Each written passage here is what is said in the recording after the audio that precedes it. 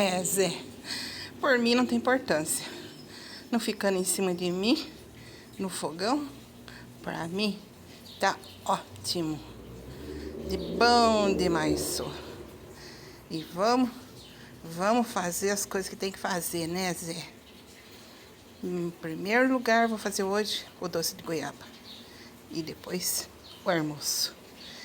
E deixa eu sossegada, hein, Zé?